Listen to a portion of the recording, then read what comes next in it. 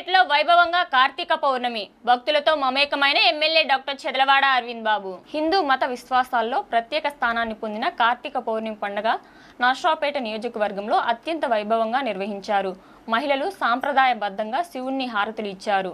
కోటప్పకొండ త్రికోటేశ్వర స్వామి దేవస్థానంలో భక్తి శ్రద్ధలతో పూజలు నిర్వహించారు. నర్సరావుపేట మండలం లింగంగుంట్ల కాలనీలో ఉన్న శివాలయం వద్ద ఈరోజు సాయంత్రకాలం భక్తులు ఎన్ఎస్పి కాలువలో జ్యోతులు వదులుతూ శివుణ్ణి స్తుతించారు.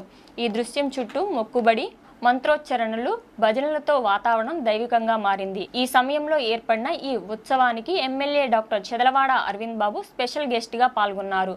భక్తుల మధ్య ప్రవేశించి వారిని ఉత్సాహవంతంగా పలకరించి ఆయన శివుని దర్శనం చేసుకుని పూజల్లో పాల్గొన్నారు. ఆయన ఈ సందర్భంగా మాట్లాడుతూ కార్తీక పౌర్ణమి శివభక్తులకు అమృత తుల్యం. ఈ పండుగలలో మనం అందరం కలిసి భక్తి పాటిస్తూ సమాజంలో ఐక్యతను పెంచుకోవాలని అన్నారు.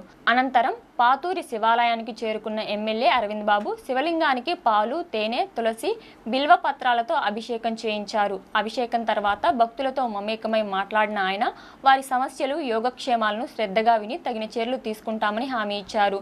మా ప్రభుత్వం ఆధ్యాత్మిక విలువలను గౌరవిస్తూ ప్రజల సంక్షేమానికి కట్టుబడి ఉంటుందన్నారు. ఇలాంటి పండుగలు మనల్ని మరింత దగ్గర చేస్తాయని ఆయన తెలిపారు.